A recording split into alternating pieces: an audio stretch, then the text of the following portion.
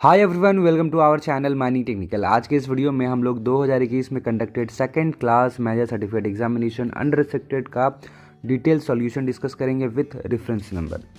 ये वीडियो ना सिर्फ आपको आने वाले एग्जाम्स में हेल्प करेगा, बल्कि अगर आप इंटरव्यू भी देने वाले हैं तो हो सकता है कि ये जो क्वेश्चन आपसे एग्जामिनेशन में पूछे गए हैं वो दोबारा से आपको इंटरव्यू में थोड़ा डिटेल वे में आपसे पूछा जाए। तो चलिए आज के इस वीडियो को डिस्कस करते हैं। तो डिस्कस करने से पहले मैं यहाँ पे बताना चाहूँगा कि अगर आपने हमें हमारे सोशल मीडिया प्लेटफॉर्म पे फॉलो नहीं किया है तो प्लीज़ वहाँ पे जाके फॉलो कर ले। वहाँ पर हम लोग माइनिंग से रिलेटेड जो भी इन्फॉर्मेशन है, जो भी अपडेट्स है डालते हैं। You can follow us on Facebook, Instagram and Twitter. इसके अलावा अगर आपने हमारा माइनिंग टेक्निकल ऐप डाउनलोड नहीं किया है तो गूगल प्ले स्टोर से आप डाउनलोड कर सकते हैं, और साथ ही साथ इसमें बहुत सारे कोर्सेज अवेल कर सकते हैं at very affordable prices like overman, MS regular, crash course legislation etcetera. तो चलिए आज की इस वीडियो को स्टार्ट कर लेते हैं। सबसे पहला जो सवाल है यहाँ पे देखते हैं हम लोग, वो क्या है। मैं थोड़ा जूम कर लेता हूँ, ठीक है। तो पहला सवाल देखिए यहाँ पे है कि इन ओपन कास्ट माइन, ठीक है, in open cast mine for equipment like shovels ETC the maximum cable length permitted is option a 300, 200, 400, 1000 and 500 metres. देखिए जो सवाल है ना, ये CEAR 2010 से पूछा गया है।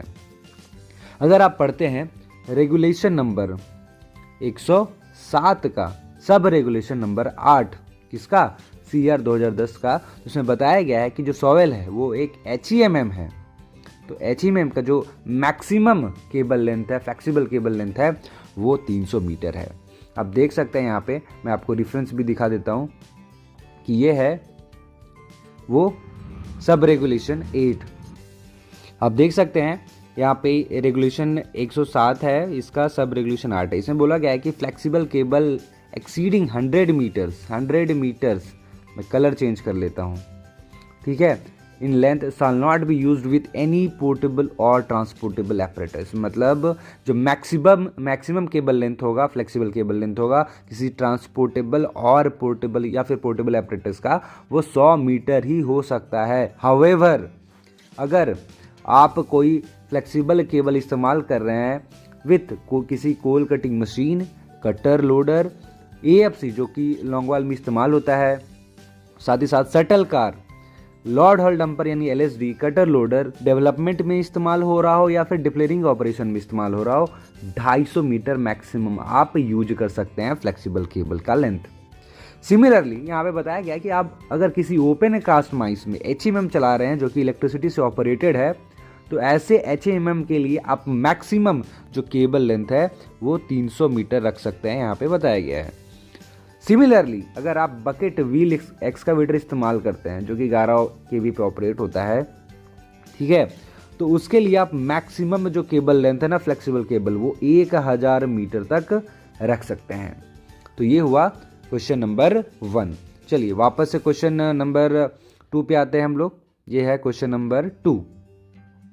द बोर्ड ऑफ मेंबर में at any time resign his office by a notice in writing addressed to। इसका मतलब क्या है कि जो बोर्ड के जो मेंबर होते हैं अगर उनको रिज़ाइन देना है तो जो नोटिस देंगे रेजिग्नेशन का, वो किसे देंगे, मिनिस्ट्री ऑफ माइंस को देंगे, सेंट्रल गवर्नमेंट को देंगे, नन ऑफ दीज है, यहाँ पे चेयरमैन है और DGMS है। तो जो बोर्ड है ना, यहाँ पे कौन सी बोर्ड के बारे में बात की जा रही है, बोर्ड ऑफ माइनिंग एग्जामिनेशन, ठीक है, बोर्ड ऑफ माइनिंग एग्जामिनेशन की बात की जा रही है, जिसके बारे में जो वर्णन है वो आपको रेगुलेशन नंबर 10 में मिल जाएगा। तो ठीक है, तो रेगुलेशन नंबर 10 का अगर आप सब रेगुलेशन 8 पढ़ते हैं तो वहाँ पे बताया गया है कि अगर किसी बोर्ड मेंबर को, ठीक है, रिज़ाइन मारना है, आप देख सकते हैं स्क्रीन पे मैं दिखा रहा हूँ वो रेफरेंस, आप देख सकते हैं यहाँ पे, मैं जूम कर देता हूँ, यहाँ पे सब रेगुलेशन 3 में है, सॉरी 8 में नहीं है, 3 में है।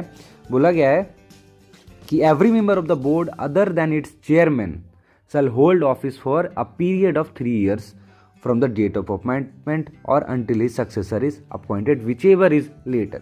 मतलब बोर्ड के जो सभी सदस्य हैं, चेयरमैन को छोड़कर 3 सालों तक क्या है उनका टेन्योर होगा, ये इसमें बताया गया है। तब तक काम करेंगे जब तक कि 3 साल उनका कंप्लीट नहीं हो जाता है, या फिर उनका जो सक्सेसर है, उत्तराधिकारी है, ठीक है, वो नहीं आ जाता, दोनों में से जो लेट से होता है, ठीक है, उतना दिन तक वो मेंबर बने रहेंगे, प्रोवाइडेड दैट कि अगर किसी मेंबर को रिज़ाइन मारना है ना अपने ऑफिस से, मैं यानी बोर्ड के ऑफिस से, तो नोटिस देना पड़ेगा इन राइटिंग। किसको देंगे? वो बोर्ड के चेयरमैन को। बोर्ड के चेयरमैन कौन होते हैं? DGMS यानी चीफ इंस्पेक्टर होते हैं बोर्ड के चेयरमैन। ये हो गया क्वेश्चन नंबर 2 कंप्लीट। वापस से हम लोग चलिए क्वेश्चन नंबर 3 डिस्कस कर लेते हैं। क्वेश्चन नंबर 3 बोला गया कि detonator should not be transported in a vehicle at a more than, मतलब अगर किसी व्हीकल में हम लोग डेटोनेटर का ट्रांसपोर्टेशन कर रहे हैं, परिवहन कर रहे हैं, तो एक टाइम में आप मैक्सिमम कितना डेटोनेटर आप लेके जा सकते हैं? तो इसका आंसर होगा 200। ठीक है, चलिए आगे बढ़ते हैं। क्वेश्चन नंबर 4 में से बताया गया है कि register of daily attendance of a person employed in below ground working shall be maintained in form C, form E, form F, form D and form B। मतलब अगर किसी भूमिगत वर्किंग में काम करने वाला जो व्यक्ति है, उसका अटेंडेंस जो है, उसका अटेंडेंस का जो रजिस्टर है वो कौन से फॉर्म में मेंटेन किया जाएगा, ये आपसे पूछा गया है। ऑप्शन में C, E, F, D और B फॉर्म है। तो इसका आंसर आपको कहाँ मिलेगा? इसका आंसर आपको मिलेगा सर्कुलर में। यहाँ पे 2017 में एक सर्कुलर आया था, ease of compliance to maintain register for various labour laws. वहाँ पर जो माइंस रूल के जो फॉर्म थे ना, माइंस रूल्स के फॉर्म, उसको बदल दिए गए थे। जैसे कि फॉर्म B को A कर दिया गया था, फॉर्म C, D, E जो कि अटेंडेंस रजिस्टर के जो फॉर्म थे उनको D कर दिया गया था। पहले C क्या था? वो अपना अंडरग्राउंड वर्कर के लिए था, फिर सरफेस वर्कर के लिए था और ओपन कास्ट वर्कर के लिए अलग अलग फॉर्म था। अभी सब टाइप के जो वर्कर हैं उनके लिए एक ही अटेंडेंस का रजिस्टर होगा, वो form D। Similarly form of F को बदल के फॉर्म E कर दिया गया है। ठीक है, फॉर्म G एंड H का भी हिसाब किताब E में होगा। और फॉर्म I जो कि क्या था? वो था ओवर टाइम का रजिस्टर, उसको अब फॉर्म B में इंक्लूड कर दिया गया, फॉर्म B में यहाँ पे रखा जाएगा। ठीक है, फॉर्म B को क्या कर दिया गया? बदल के फॉर्म A कर दिया गया है। ठीक है, तो ये हुआ ease of compliance to maintain register for various labour laws. ठीक है, जो कि रूल 2017 में यहाँ पे आया था। चलिए अगला सवाल पढ़ते हैं। क्वेश्चन है कि as per the MVT rules यानी mines vocational training rules 1966, every training centre shall be under the charge of at least a whole time और part time dash as specified by the chief inspector. मतलब mines vocational training rules 1966 के अधीन जो भी training centre होगा वो किसके charge में होना चाहिए? अब वो जो चार्ज होगा वो होल टाइम भी हो सकता है, पूर्णकालिक भी हो सकता है या फिर पार्ट टाइम भी हो सकता है। ठीक है, जो चीफ इंस्पेक्टर स्पेसिफाई करेंगे। तो किसके चार्ज में रहेगा ये आपसे पूछा गया है, एक इंजीनियर के, एजेंट के, जनरल मैनेजर के या फिर सुपरवाइजर के। और लास्ट का जो ऑप्शन है वो है ट्रेनिंग ऑफिसर। TO मैं यहाँ पे लिख देता हूँ, ट्रेनिंग ऑफिसर। तो इसका राइट आंसर क्या होगा? Option number E, training officer. इसका राइट आंसर क्या था क्वेश्चन नंबर 4 का? क्वेश्चन नंबर 4 का था ऑप्शन नंबर D। ठीक है, तो इसका आंसर आपको कहाँ मिलेगा? इसका आंसर आपको मिलेगा rule 20, mind vocation training rules का रूल नंबर 20 जो ट्रेनिंग ऑफिसर है, इसमें साफ साफ बताया गया है कि हर ट्रेनिंग सेंटर, ठीक है, एक ट्रेनिंग ऑफिसर के चार्ज में रहेगा, चाहे वो होल टाइम हो या फिर पार्ट टाइम हो। ठीक है, और यहाँ पे यही बताया गया है कि जो चीफ इंस्पेक्टर है वो स्पेसिफाई कर सकते हैं क्वालिफिकेशन, योग्यता और experience for such training officer की। इस तरह का जो नियुक्त किया गया ट्रेनिंग ऑफिसर है ना, उसका एक्सपीरियंस क्या होना चाहिए, उसका एक्सपीरियंस क्या होना चाहिए, ये चीफ इंस्पेक्टर स्पेसिफाई कर सकते हैं according to rule number 20 of mines vocational training rules 1966। चलिए आगे बढ़ते हैं। चलिए क्वेश्चन है question number 6, for depillaring areas of gassy coal mines of second and third degree the amount of cluster of lights in addition to cap lamp of the individuals required to be provided is. ये देखिए, ये circular से question पूछा गया है, DG में circular से। यहाँ पर बोला गया कि डिप्लेयरिंग एरियाज है किसी सेकेंड या थर्ड डिग्री गैसी कोल माइंस का, तो वहाँ पर जो लाइट का क्लस्टर जो चाहिए होगा ना, ठीक है, बहुत सारा लाइट्स वहाँ पे लगाना पड़ता है, बल्ब लगाना पड़ता है, ठीक है, कैप लैम्प भी लगाना पड़ता है। ठीक है, एडिशन टू कैप लैम्प, जो हर व्यक्ति को कैप लैम्प लेके जाना होता है, उसके अलावा जो हम लोग क्लस्टर ऑफ लाइट की जो आवश्यकता होती है वो कितनी होती है, यहाँ पे पूछा गया है। बोला गया है क्लस्टर ऑफ 10 से 12 cap lamp, all of above, none, cluster of 12 से 20 कैप लैम्प, और ऑप्शन नंबर D है 250 वॉट के 4 या 4 से अधिक बल्ब्स। तो इसका आंसर क्या होगा? इसका जवाब आपको सर्कुलर में मिलेगा। आप देख सकते हैं कि सर्कुलर नंबर 42 ऑफ 1961, ठीक है, फ्लड लाइट्स एंड डिप्लेयरिंग एरियाज में बताया गया है कि अगर आपका सेकेंड या थर्ड डिग्री माइंस है, ठीक है, सेकेंड या थर्ड डिग्री माइंस है, डिप्लेयरिंग एरिया है, तो आपको जो जनरल लाइटिंग करना पड़ेगा, जनरल लाइटिंग का जो अरेंजमेंट करना पड़ेगा ना, उसमें कम से कम 15 से 20 कैप सेफ्टी लैम्प आपको इस्तेमाल करना पड़ेगा। इसके साथ एक स्टैंड भी इस्तेमाल करना पड़ेगा, और इस स्टैंड में जो 15 से 20 कैप लैम्प है उसको अटैच करके वहाँ पे रखना होगा, ठीक है। और ये जो लैम्प्स होंगे ना, ये एडिशन होंगे किसके, जो कैप लैम्प कैरी किया जाता है वर्कर्स के द्वारा, ठीक है। ये सर्कुलर में बताया गया है। मैं पूरा सर्कुलर आपको बता देता हूँ। यहाँ पे बोला गया डिप्लेयरिंग एरियाज में, ये जो सुटेबल हुड लाइटिंग है, हुड का मतलब होता है लटकाने वाला जो लाइटिंग है, वो प्रोवाइडेड वहाँ पे दिया जाएगा हर डिप्लेयरिंग क्षेत्र में, ठीक है। In mines other than those to which regulation 122 of sub regulation 2 do not apply and are not in second और थर्ड डिग्री माइंस, मतलब फर्स्ट डिग्री की बात की जा रही है, ठीक है। जहाँ पे प्रिकॉशन व्हेन फायर एग्जिस्ट का जो रेगुलेशन था, रेगुलेशन 122 में, अभी रेगुलेशन 142 हो गया है, ठीक है। ये 142 हो गया, पहले 122 था। 122 में क्या था, प्रिकॉशन व्हेन फायर एग्जिस्ट। तो ये जो रेगुलेशन 122 में था, अब जो रेगुलेशन 142 में है, तो बोला गया है कि वैसे माइन जो सेकंड और थर्ड डिग्री में नहीं आते और जिन पे प्रिकॉशन व्हेन फायर एग्जिस्ट नहीं अप्लाई होता वो रेगुलेशन, तो उन केसेस में जो लाइटिंग हम लोग करेंगे उसकी व्यवस्था कैसे कर सकते हैं, 4 या 4 से अधिक आपको 250 वाट का बल्ब लगाना होगा। किसके लिए है, फर्स्ट डिग्री के लिए, मोटा मोटी आप मान सकते हैं। सेकेंड और थर्ड डिग्री के लिए क्या है, सेकेंड और थर्ड डिग्री के लिए क्या है, सेकेंड और थर्ड डिग्री के 15 से 20 कैप लैंप आपको लगाने पड़ेंगे विथ स्टैंड। तो ये हुआ सर्कुलर नंबर 42 ऑफ 1961। चलिए अगला सवाल है, the following are not a part of duties of training officer as per MBT rules 1966। मतलब बताना है आपको, इस सवाल में ये पूछा गया है कि माइन वोकेशन ट्रेनिंग रूल्स 1966 के तहत इनमें से कौन ट्रेनिंग ऑफिसर की ड्यूटी नहीं है। ऑप्शन नंबर ए है कि जो ट्रेनिंग ऑफिसर होगा अपना काम का रिकॉर्ड रखेगा। ऑप्शन नंबर जो बी है वो बोला गया है कि to maintain records of the supervision in respect of the practical training, यानी प्रैक्टिकल ट्रेनिंग जो करवाएंगे, ठीक है, उनमें जो सुपरविजन करना होगा उसका रिकॉर्ड जो है वो मेंटेन करना है। तीसरा ऑप्शन यानी ऑप्शन नंबर सी क्या बोलता है कि ट्रेनिंग जो होगा हर व्यक्ति का, ठीक है, उसको सुपरवाइज और जो ऑर्गेनाइज करना है ये इनका काम होगा। चौथा है to carry out safety awareness camps, यानी जो सुरक्षा का जागरूकता का जो कैंप होता है उसको ज़्यादा से ज़्यादा बढ़ावा देना, मतलब और ऑर्गेनाइज करना, आप बोल सकते हैं ये करना। और लास्ट का ऑप्शन क्या है, to maintain records of the training given to every person, यानी जो व्यक्ति को ट्रेनिंग मिली है उनका एक रिकॉर्ड रखना, ठीक है। आपसे सवाल में क्या पूछा है कि not a part of the duties, मतलब इनमें से कौन सा ड्यूटी नहीं है, तो इसका राइट आंसर होगा option number D, to carry out safety awareness camps. देखिए ये सेफ्टी ऑफिसर का ड्यूटी होता है, वेंटिलेशन ऑफिसर का ड्यूटी नहीं होता है। तो अगर आपको वेंटिलेशन बोले ट्रेनिंग ऑफिसर का ड्यूटी जानना है, ठीक है, तो आपको रूल नंबर 21 ऑफ MBTR 1966 पढ़ना पड़ेगा। इसमें बताया गया है 3-4 ड्यूटीज़ बताए गए हैं, आप देख सकते हैं ये सब ड्यूटीज़ हैं। पहला है organise and supervise the training of every person undergoing training under him in the pursuance of this rule, यानी इन रूल के अधीन जो व्यक्ति ट्रेनिंग करने के लिए जा रहे हैं, ठीक है, तो ट्रेनिंग ऑर्गेनाइज करना और सुपरवाइज करना।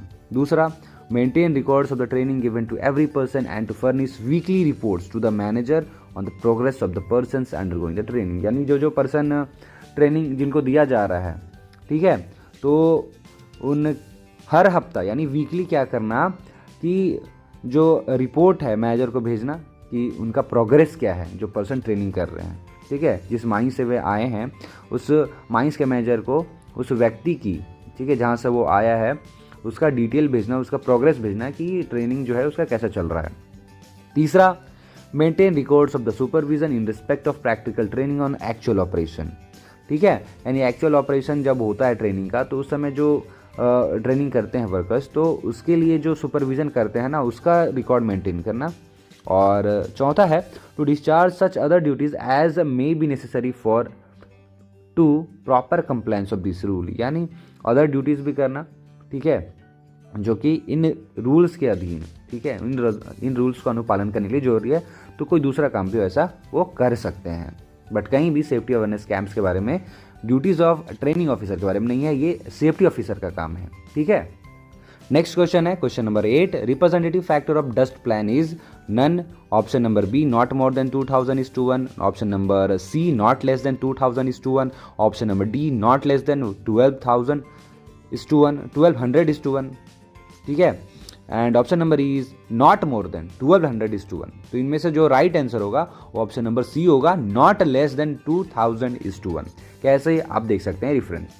अगर आप कोल माइंस रेगुलेशन का रेगुलेशन नंबर 144 पढ़ते हैं, which is execution of measure for dust control, तो यहाँ पे इसका फर्स्ट सब रेगुलेशन में बताया गया है कि हर माइंस में, ठीक है, हर कौन सा माइंस, भूमिगत माइंस में डस्ट प्लान मेंटेन किया जाएगा, रखा जाएगा, जिसका जो स्केल होगा, ठीक है, उसका रिप्रेजेंटेटिव फैक्टर कितना होना चाहिए, 2000:1 से कम नहीं होना चाहिए, नॉट लेस देन 2000:1। यहाँ क्लियरली मेंशन किया गया है। तो इसका राइट आंसर क्या हो, नॉट लेस देन 2000:1। चलिए अगले सवाल के ऊपर बढ़ते हैं। क्वेश्चन नंबर 9, ड्यूरिंग सस्पेंशन और कैंसलेशन ऑफ मैनेजर सर्टिफिकेट और any certificate granted by the board, the inspector who conducted the inquiry shall within dash days from the date of conclusion of his inquiry send a report to the board। मतलब जब manager certificate का cancellation या फिर रद्द करने का जब स्थिति आता है, ड्यूरिंग का सस्पेंशन और कैंसलेशन ऑफ मैनेजर सर्टिफिकेट या फिर कोई दूसरा सर्टिफिकेट जो बोर्ड द्वारा ग्रांट किया गया है, तो जो इंस्पेक्टर वो जांच कर रहा है, जो इंक्वायरी कर रहा है ना, तो उसको कंक्लूजन, उसका इंक्वायरी का जो कंक्लूजन जब होगा, तो कंक्लूजन मिलने के कितने दिन के अंदर वो इसकी रिपोर्ट भेजेगा बोर्ड को, ये आपको बताना है। ऑप्शन है 3 दिन, 45 दिन, 15 दिन, 30 दिन और 60 दिन।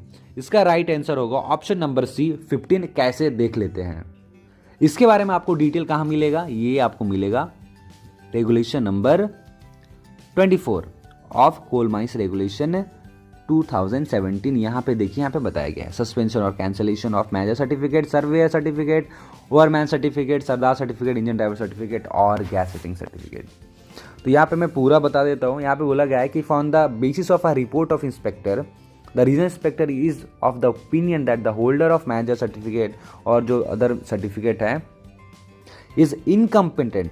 ठीक है, यानी जो किसी पर्सन द्वारा जो अर्जित किया गया जो सर्टिफिकेट है, मैनेजर सर्टिफिकेट या बोर्ड द्वारा जनरेट कोई भी सर्टिफिकेट है, वो इनकम्पिटेंट पाया जाता है।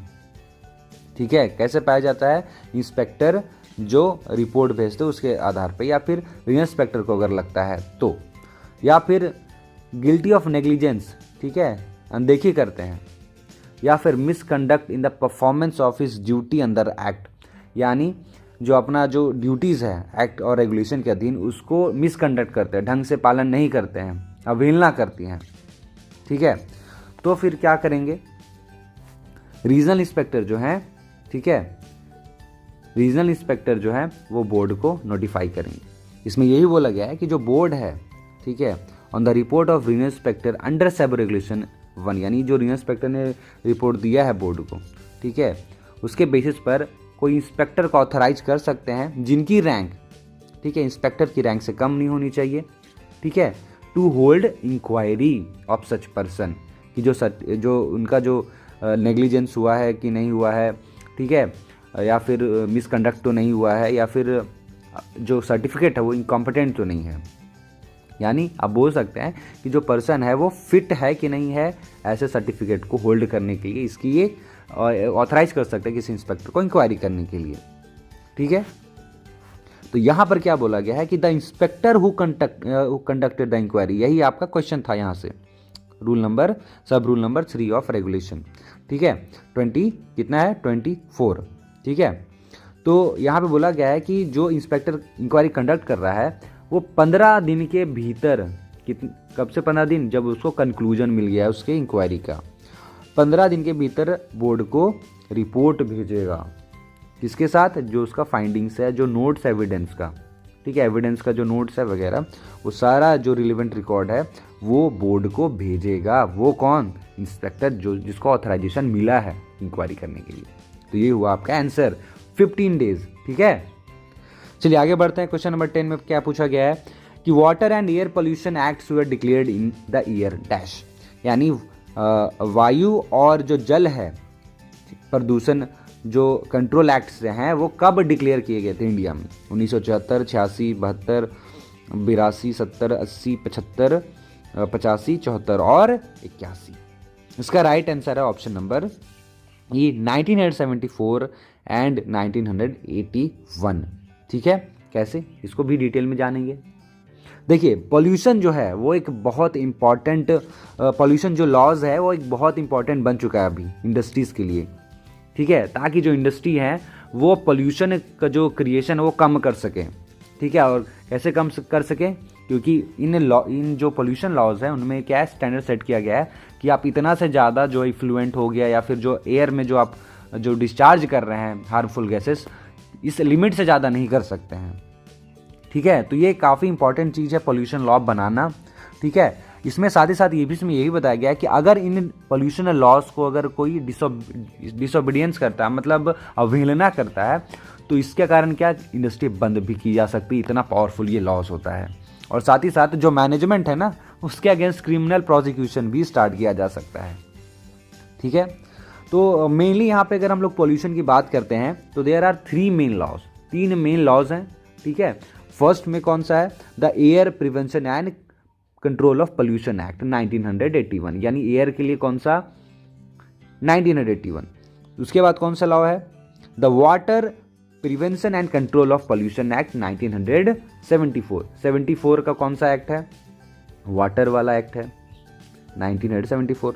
और इन्वायरमेंट प्रोटेक्शन एक्ट कहाँ का है? 1986। ये इन्वायरमेंट प्रोटेक्शन एक्ट है। तो mainly 3 pollution basically laws India में, 81, 74 एंड 86। 81 एयर वाला है, 74 वाटर एंड 86 क्या है? Environment protection act. तो इसका राइट आंसर क्या हो गया? ये 1974 एंड 81। 1974 किसका है? वाटर का है। एयर वाला कितना है? 1981। ठीक है, चलिए अगले सवाल की तरफ बढ़ते हैं। क्वेश्चन में पूछा गया, the notice of reopening of a coal mine shall be given to, यानी रीओपनिंग जो होता है किसी कोल माइंस का, उसका जो नोटिस है वो किसे भेजते हैं? ऑप्शन नंबर ए है नन ऑफ दिस, मतलब ऑप्शन स्टार्ट नहीं हुआ लेकिन स्टार्ट किससे कर दिए? None of this. बी क्या है? Chief inspector, regional inspector and district mining officer. C क्या है? Chief inspector, regional inspector and district magistrate. D क्या है? Chief inspector, regional inspector and chief of pollution control board. और option number ये chief inspector, regional inspector and controller IBM। Right answer किसका क्या होगा? Option number सी होगा। कैसे? चलिए देख।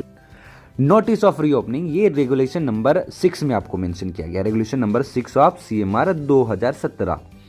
यहाँ पे बोला गया है कि जब किसी माइन को या फिर किसी सिम को, ठीक है, जो कि बंद था, ठीक है, अबंडेंट था, क्लोजर था या फिर डिसकंटिन्यूअस था 60 दिन से अधिक दिन तक, उसको खोलने का इंटेंशन अगर जाहिर किया जाता है ना, तो फिर क्या करना होगा? उस खदान का ओनर, एजेंट या फिर मैनेजर कम से कम 30 दिन पहले, कहाँ से 30 दिन पहले? माइनिंग ऑपरेशन स्टार्ट करने से कम 30 दिन पहले इसकी एक नोटिस भेजेंगे चीफ इंस्पेक्टर को, रीजनल इंस्पेक्टर को और उस डिस्ट्रिक्ट के डिस्ट्रिक्ट मजिस्ट्रेट को। किस फॉर्म में? यह है फॉर्म नंबर 1B। ठीक है, 1B में भेजेंगे नोटिस ऑफ रीओपनिंग। 1A में क्या था? नोटिस ऑफ ओपनिंग था, लेकिन 1B में क्या है? नोटिस ऑफ रीओपनिंग है।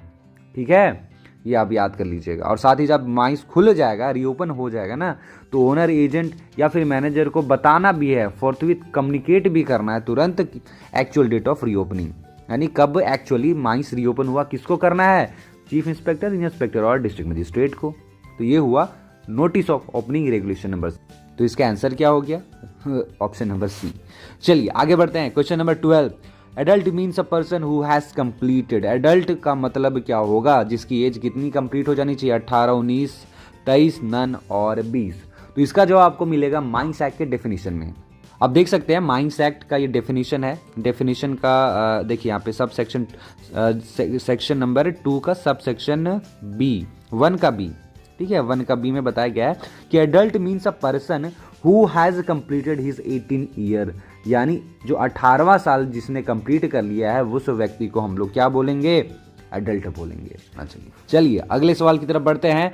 Question number 13, the manager shall simultaneously exhibit a copy of the notice after such dangerous occurrence और on a special notice board at the office of the mine for a period of.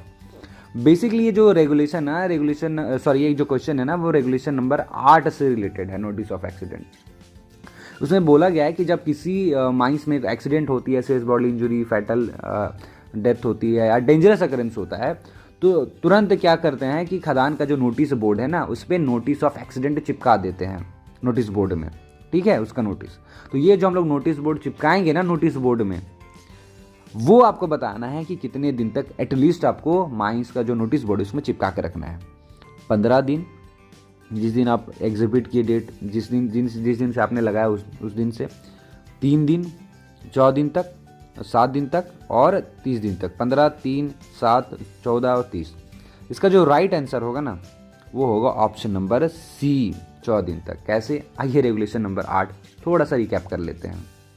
अगर आप पढ़ते हैं regulation number 8 का सब regulation 2, तो वहाँ पे बोला गया है कि द ओनर, एजेंट और the manager shall simultaneously execute a copy of notice referred in sub regulation 1, यानी जो नोटिस ऑफ एक्सीडेंट हो गया, सीरियस बॉडी इंजरी, फैटल वगैरह या dangerous occurrence, on a special notice board at the office of the mine for a period of not less than 14 days from the date of such execution। तो 14 दिन आपका right answer होगा। ठीक है, चलिए आगे बढ़ते हैं। अगला सवाल है कि which of the choice is wrong regarding it's provision. तो यहाँ पे आपको पहले ही चेतावनी दे दिया है कि आपको कौन सा ऑप्शन चुनना है, जो गलत हो। जो गलत हो वही यहाँ पे सही ऑप्शन होगा। ठीक है, तो जो गलत है वही हमारा इस क्वेश्चन की सही आंसर होगा। तो क्या क्वेश्चन है ये देख लेते हैं आप। At every mine the first station shall be provided and maintain at above ground eight, कहाँ पे, मतलब जो फर्स्ट स्टेशन होगा, ठीक है, जो माइंस में हम लोग लगाएंगे, बनाएंगे, ठीक है, अबव ग्राउंड में बोला गया, ठीक है, सरफेस में, तो वो कहाँ पर होना चाहिए। ऑप्शन नंबर है शाफ्ट के ऊपर, वर्कशॉप में, वैसी जगह जहाँ पे 45 से अधिक व्यक्ति काम करते हैं, स्क्रीनिंग प्लांट यहाँ छन्नी होती है, या फिर none of this. Right answer यहाँ पे क्या होगा, यहाँ पे राइट आंसर हम लोग को चुनना नहीं है, जो गलत आंसर है वो चुनना है। तो shaft, top of the shaft तो होता ही है, एवरी वर्कशॉप में भी होता है, स्क्रीनिंग प्लांट में भी होता है। जो यहाँ पे ऑप्शन नंबर सी है ना, every place where more than 45% employed, ये गलत है। यहाँ पे 50 या 50 से अधिक परसेंट जहाँ काम करते हैं वहाँ पर आपको फर्स्ट एड स्टेशन बनाना होता है, ना कि जहाँ पे 45 से अधिक व्यक्ति काम करते हैं। ठीक है, रेफरेंस क्या है, चलिए इसको जान लेते हैं। फर्स्ट एड स्टेशन, तो अगर आप पढ़ते हैं rule number 44 of mines rule 1955, तो वहाँ पे लोकेशन बताया गया है कि जो फर्स्ट एड स्टेशन है वो कहाँ पे रखना है। पहला चीज़ तो पॉइंट में ये बताया गया है कि जो सामान है, जो इक्विपमेंट है ना फर्स्ट एड स्टेशन में, वो आपको रखना है 3rd शेड्यूल के अनुसार। ठीक है, दूसरा आपको अंडरग्राउंड में भी रखना है फर्स्ट एड स्टेशन, FAS में लिख रहा हूँ, इसको कहाँ पे रखना है, भूमिगत भाग में भी रखना है और एबव ग्राउंड में भी रखना है। आपसे क्वेश्चन में पूछा गया एबव ग्राउंड में कहाँ रखना है, तो एबव ग्राउंड के लिए क्या है कि साफ्ट के या फिर इंक्लाइन के ऊपर, ठीक है, जहाँ पे मैन या मटेरियल जो है वो ऊपर या नीचे होते हैं। हर वर्कशॉप में रखना है, ठीक है, वर्कशॉप में रखना है, स्क्रीनिंग प्लांट में रखना है, या फिर जहाँ लोडिंग होती है वहाँ भी रखना है, और कोई दूसरा प्लेस में, कोई दूसरी जगह में रखना है जहाँ पे 50 या 50 से अधिक व्यक्ति, 50 से अधिक व्यक्ति, 50 नहीं, 50 से अधिक व्यक्ति काम करते हैं, वहाँ पे आपको रखना है एक टाइम में। एक टाइम पे जहाँ 50 से अधिक व्यक्ति काम करते हैं वहाँ पे रखना है। ओपन कास्ट में कहाँ रखना है, ओपन कास्ट में उस जगह पे रखना है जहाँ पर, ठीक है। अच्छा, ओपन कास्ट में कितना रखना है ये बताया गया है। जो ओपन कास्ट जो वर्किंग हो ना, वहाँ पर एक जो फर्स्ट स्टेशन होगा वो हर 50 या उसके किसी एक भाग पर होना चाहिए। ठीक है, employed at 1 time. Below ground के बारे में पूछा नहीं गया है, बट फिर भी मैं बता देता हूँ। ठीक है, तो यहाँ पे देख लीजिए आंसर क्या था, 45, क्योंकि आपको आंसर में जो रियल आंसर वो क्या होता है, वो होता है कि 50 से अधिक व्यक्ति जहाँ काम करते हैं वहाँ पे आपको फर्स्ट स्टैब्लिश करना पड़ता है, लेकिन वहाँ पे 45 था, तो वो आंसर आपका गलत है, वही आपको चुनना था। अभी जान लेते हैं बिलो ग्राउंड में कहाँ पे फर्स्ट स्टेशन आपको बनाना है। तो आपका जो पिट बॉटम होगा साफ्ट का, वहाँ पे जो हॉलेज होगा ना, उसका जो ड्राइव एंड होगा, ठीक है, वहाँ पे आपको रखना है। ड्राइव एंड का मतलब जिधर से ड्रम लगा हुआ, जहाँ पे हॉलेज ड्रम, वहाँ पे। डिस्ट्रिक्ट का जो एंट्रेंस होगा, ठीक है, या सेक्शन ऑफ जो माइन होगा, माइन का जो सेक्शन होगा उसका एंट्रेंस के पास, ठीक है, तो यहाँ पे आपको फर्स्ट स्टेशन बनाना पड़ता है। ठीक है, तो आपका आंसर मिल चुका है। चलिए आगे बढ़ते हैं। चलिए अगला सवाल है कि the minimum qualification for having appointed as a ventilation officer. of a coal mine with an average output of 20,000 20K है ना 20,000 tons per month and the degree 2 in gasiness shall be, मतलब डिग्री आपका कौन सा है 2 है, ठीक है। प्रोडक्शन कितना है एवरेज और मंथली आउटपुट वो है आपका 20,000। तो आपको बताना है कि जो वेंटिलेशन ऑफिसर होगी उसकी क्वालिफिकेशन, ठीक है, क्वालिफिकेशन क्या होगी ये आपको बताना है। एक ओवरमैन सर्टिफिकेट होल्डर हो सकता है, फर्स्ट क्लास या second class, first class second class या फिर डिग्री इन माइनिंग, ठीक है। तो चलिए इसको रेफरेंस के साथ हम लोग डिस्कस करते हैं।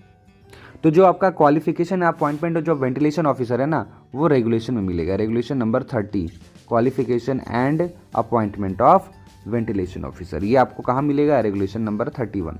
तो बेसिकली पहला इसमें रिक्वायरमेंट बताया गया है, फिर बताया गया है कि क्वालिफिकेशन। रिक्वायरमेंट मैं बता दूं, रिक्वायरमेंट वैरी करता है, आपका जो डिग्री ऑफ गैसीनेस है वो कितना है। अगर आपका डिग्री ऑफ गैसीनेस फर्स्ट है, फर्स्ट डिग्री है, तो उस केस में जैसे ही आपका एवरेज मंथली आउटपुट 5,000 से ज़्यादा एक्सीड करता है तो आपको वेंटिलेशन ऑफिसर रखना है। सेकेंड और थर्ड डिग्री की बात करें तो उस केस में जैसे ही आपका जो एवरेज मंथली आउटपुट है वो 2,500 से ज़्यादा एक्सीड करता है तो आपको वेंटिलेशन ऑफिसर रखना पड़ेगा। किस लिए रखना पड़ेगा, to assist the manager, manager की हेल्प करने के लिए। For what purpose, to supervise and maintain the ventilation system of the mine, ठीक है। अब आते हैं क्वालिफिकेशन। अभी क्वालिफिकेशन किसके ऊपर डिपेंड कर रहा है, वो डिपेंड कर रहा है कि हमारा एवरेज मंथली आउटपुट कितना है, ठीक है। और साथ ही साथ डिग्री भी कौन सी है, ठीक है, आपको डिग्री भी देखना है और एवरेज मंथली आउटपुट भी देखना है। ये किसके लिए है, क्वालिफिकेशन के लिए। मैं अच्छा से बना देता हूँ क्वालिफिकेशन, एक यहाँ पे बात करते हैं हम लोग तो, ठीक है। क्वालिफिकेशन के लिए 2 क्राइटेरिया है ना, पहला है क्या, पहला है कि आपका एवरेज मंथली आउटपुट क्या है, दूसरा क्या है कि आपका डिग्री क्या है माइंस का, ठीक है। तो अगर आपका फर्स्ट डिग्री है, ठीक है, फर्स्ट डिग्री है और उसमें 15,000 से ज़्यादा, ठीक है, 15,000 से ज़्यादा आपका प्रोडक्शन है, ठीक है, 15,000 1500 लिख दिया ना, 15,000 से ज़्यादा आपका प्रोडक्शन है, तो उस केस में जो आपको क्वालिफिकेशन होगा ना वो एक मैनेजर सर्टिफिकेट का क्वालिफिकेशन होगा। कौन सा होगा, एक मैनेजर सर्टिफिकेट। बात करते हैं मैनेजर सर्टिफिकेट की, तो मैनेजर सर्टिफिकेट का मतलब होता है या तो फर्स्ट क्लास या फिर सेकेंड क्लास, दोनों में से, ठीक है। तो यहाँ पे मैनेजर सर्टिफिकेट कैसा होना चाहिए, अनरिस्ट्रिक्टेड होना चाहिए, ठीक है। फर्स्ट डिग्री के केस में कितना है, 15,000 से ज़्यादा। वहीं अगर, ठीक है, अगर सेकेंड डिग्री या थर्ड डिग्री हो जाता है, ये आपका सेकेंड या फिर थर्ड डिग्री हो जाता है ना, तो उस केस में एवरेज मंथली आउटपुट 10,000 से ज़्यादा हो जाएगा तो आपको रखना है मैनेजर सर्टिफिकेट वाला कोई व्यक्ति, मैनेजर सर्टिफिकेट वाला व्यक्ति UR होना चाहिए, manager certificate unrestricted type, first class या सेकेंड क्लास। बाकी दूसरा केसेस में आप डिप्लोमा या डिग्री वाले पर्सन भी रख सकते हैं या फिर मैनेजर भी रख सकते हैं, ठीक है। तो सवाल में क्या है, एवरेज मंथली आउटपुट 20,000 है जो कि 10,000 से ज़्यादा है और डिग्री कौन सा है, सेकेंड डिग्री है। तो 10,000 से जैसे ही इसमें ऊपर होता है तो मैनेजर सर्टिफिकेट लगता है। मैनेजर सर्टिफिकेट का मतलब होता है फर्स्ट क्लास या फिर सेकेंड क्लास। तो आंसर क्या होगा, फर्स्ट क्लास या फिर सेकेंड क्लास। चलिए बढ़ते हैं अगले सवाल के ऊपर। बोला गया है कि every stopping between main intake and main return Airways shall be constructed of masonry और ब्रिक वर्क और of concrete without reinforcement not less then 10 centimetre in thickness. मतलब जो मेन इंटेक होगा ना, जो आपका मेन इंटेक होगा और जो मेन रिटर्न होगा, सपोज ये मेन इंटेक है, मेन इंटेक यहाँ पे मैं रख देता हूँ और ये रखता हूँ मेन रिटर्न। तो इसके बीच में जो हम लोग स्टॉपिंग बनाएंगे, रेड कलर से मैं दर्शाता हूँ, रेड कलर से ही वेंटिलेशन स्टॉपिंग को दर्शाते हैं। ये जो अपना वेंटिलेशन स्टॉपिंग है, ठीक है, इसकी थिकनेस क्या होगी अगर वो विदाउट RCC बना है, रीइंफोर्समेंट कंक्रीट से बना है, बिना इसके बना है, मिशनरी और ब्रिक वर्क से बना है, ईंटे से बना है, तो उस केस में क्या होगी वेंटिलेशन स्टॉपिंग की थिकनेस, ठीक है।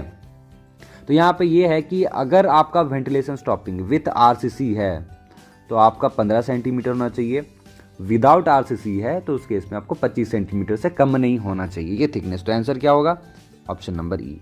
रेफरेंस जान लेते हैं। यहाँ पे रेफरेंस है रेगुलेशन नंबर 159 का सब रेगुलेशन 7, वहाँ पे आपको मिल जाएगा, ठीक है। ये आपका रेफरेंस हुआ। चलिए अगला सवाल थोड़ा अलग है। ये बोला गया है कि स्पॉन्टेनियस हीटिंग और subsequent burning of coal if any inside the dump में काउज, मतलब कोई डंप है, कोल डंप है, उसके अंदर स्पॉन्टेनियस हीटिंग और सब्सिक्वेंट यानी तुरंत बर्निंग ऑफ कोल हो गया है, उसके कारण क्या होगा। ऑप्शन नंबर ए, इट में burn and release dangerous gases, वो जलेगा और बहुत ही खतरनाक गैसेस को रिलीज करेगा। ऑप्शन नंबर बी है विस्फोट होगा, ऑप्शन नंबर सी है वो जल जाएगा और गिर जाएगा, और जो स्लाइड है वो डंप का वो भी होगा फिर सेटल हो जाएगा। ऑप्शन नंबर डी है heat of the material and fire on the surface, यानी मटेरियल हीट होगा और आग सरफेस में लग जाएगा। और ऑप्शन नंबर ई है कि heat the moisture and cause steam, मतलब मॉइस्चर जो है वो गर्म हो जाएगा उसके अंदर जो भी है और फिर वो भाप बनेगा। तो देखिए वो तो आग लग चुका है, इट में बर्न एंड रिलीज एनर्जी तो हो चुका है, ठीक है। Spontaneous heating and subsequent burning तो हो चुका है, एक्सप्लोजन तो होगा नहीं, ठीक है। ऑप्शन नंबर डी क्या है, बोलेगा heating of the material and fire on the surface. तो हीटिंग का मटेरियल को छोड़िए, यहाँ पे आग तो लग ही चुका है, बर्निंग तो स्टार्ट हो चुका है। आंसर जो सुटेबल है, ठीक है, लगभग सभी सिमिलर आंसर है, लेकिन जो बेस्ट आंसर होता है ना आपको एमसीक्यू में वो चुनना होता है। तो यहाँ पे जो बेस्ट आंसर है वो है ऑप्शन नंबर सी। क्या इसके कारण क्या होगा कि वो जलेगा बहुत ज़्यादा, ठीक है, वो जल सकता है, और साथ ही साथ जो मेन कारण क्या होगा, वो जो आपका डंप है ना वो डंप गिर जाएगा, ठीक है। अंदर अगर सब स्पॉन्टेनियस हीटिंग हो गई है, जलना स्टार्ट हो गया है, तो जो आपका कोयला का जो डंप है ना वो सीधा गिर जाएगा, इसके कारण वो स्लाइड हो जाएगा फिर सेटल हो जाएगा। तो ये इसका राइट आंसर होना चाहिए। चलिए आगे बढ़ते हैं। Question number 18, substitution is the control which reduces the risk up to 75%, 50%, 90%, none of the option and 95%। तो बेसिकली जो सवाल है ना वो रिस्क प्रिवेंशन एंड कंट्रोल से है, रिस्क प्रिवेंशन एंड कंट्रोल से, जनरल सेफ्टी से आता है ये, ठीक है। तो इसमें बताया ये गया है कि जो परसेंटेज ऑफ इफेक्टिवनेस होगा ना, परसेंटेज ऑफ इफेक्टिवनेस वो कितना होगा, ठीक है। तो देखिए इसमें लगभग 6 तरह से आप जो रिस्क प्रिवेंशन है या जो है उसको आप कंट्रोल कर सकते हैं, ठीक है। हर कंट्रोल का जो टाइप होगा उसका अपना एक परसेंटेज ऑफ इफेक्टिवनेस होगा, ठीक है। वो क्या क्या है उसको जान लेते हैं। सबसे पहला होता है एलिमिनेशन, ठीक है, एलिमिनेशन। इसमें बेसिकली क्या करते हैं कि जो स्टेप से हजार्ड हो रहा है उसको कंप्लीटली हटा ही देते हैं, जिस कारण से मतलब हजार्ड हो रहा है उसको हटा दिए। सपोज मान के चलिए कि ब्लास्टिंग कर रहे हैं, ब्लास्टिंग कारण हजार्ड हो रहा है तो ब्लास्टिंग बंद कर दीजिए, कंटिन्यूअस माइनर लगा दीजिए। तो इस तरह से आप क्या कर सकते हैं कि 100% जो है इसका इफेक्टिवनेस होता है। अगला बात करते हैं सब्स्टिट्यूशन की। तो सब्स्टिट्यूशन अगर आप करते हैं, सब्स्टिट्यूशन का मतलब पहले जान लेते हैं कि जो भी हजार्डस प्रोसेस है, जो भी हजार्डियस जो प्रक्रिया है उस या फिर जो पदार्थ है या कोई सब्सटेंस है, तो उसको आप उससे कम हजार्डस प्रोसेस या जो मटेरियल होता है उससे रिप्लेस करते हैं, उसको हम लोग बोलते हैं सब्स्टिट्यूशन। तो इससे आप 75% जो है इफेक्टिवनेस इसका होता है। नेक्स्ट है सेपरेशन, ठीक है। सेपरेशन में हम लोग बेसिकली क्या करते हैं कि जो पर्सन होता है उसको आइसोलेट कर देते हैं उस हजार्ड से, ठीक है। तो उससे आप 50% यहाँ पे इफेक्टिवनेस अचीव कर सकते हैं। नेक्स्ट है एडमिनिस्ट्रेशन, ठीक है, प्रशासन से भी, एडमिनिस्ट्रेशन से भी आप क्या कर सकते हैं, कंट्रोल कर सकते हैं, ठीक है। तो इससे आप क्या कर सकते हैं कि 30% आप इसका इफेक्टिवनेस अचीव कर सकते हैं। ट्रेनिंग भी आता है, ठीक है, ट्रेनिंग से आप 20% स्किल इंप्रूव कर सकते हैं वर्कर का, ठीक है, जिससे 20% तक इसका इफेक्टिवनेस आप अचीव कर सकते हैं। और साथ ही साथ पर्सनल प्रोटेक्टिव इक्विपमेंट से भी आप क्या कर सकते हैं, कंट्रोल कर सकते हैं, ठीक है। इससे कितना परसेंट अचीवेबल होगा इफेक्टिवनेस, 5%। सवाल में पूछा क्या गया है, सवाल में पूछा गया है सब्स्टिट्यूशन। तो सब्स्टिट्यूशन से मैंने क्या बताया, 75% ऑफ इफेक्टिवनेस क्या है आप अचीव कर सकते हैं, यानी रिस्क को आप रिड्यूस कर सकते हैं। तो आंसर क्या होगा, 75%, ठीक है। चलिए आगे बढ़ते हैं। चलिए अगला सवाल है कि द ओनर, एजेंट और manager shall appoint the workman inspector. Option number A where 150 और more person are ordinary employed, 1500 और more person are ordinary employed, where more than 1000 और more person are ordinary employed. मैं यहाँ पे marker ले लेता हूँ। वेयर 50 और more person are ordinary employed and none of the option, ठीक है। तो यहाँ पे जो राइट आंसर होगा ना वो नन ऑफ द ऑप्शन होगा। यहाँ पे वर्कमैन इंस्पेक्टर का जो अपॉइंटमेंट होता है, ठीक है, वो रूल नंबर 29Q के अकॉर्डिंग होता है, ठीक है। यहाँ पे ये है कि 1500 नहीं 500 से अधिक अगर आपका ऑर्डिनरी एम्प्लॉयड पर्सनस है, ठीक है, 500 या 500 से अधिक अगर ऑर्डिनरी एम्प्लॉयड पर्सनस हैं, ठीक है, किसी अंडरग्राउंड माइंस में, तो आपको वर्कमैन इंस्पेक्टर को रखना पड़ेगा, अपॉइंटमेंट करना पड़ेगा ओनर, एजेंट या मैनेजर को। या फिर कोई mechanised open cast mines. Open cast कैसा होना चाहिए? मैकेनाइज्ड ओपन कास्ट होना चाहिए।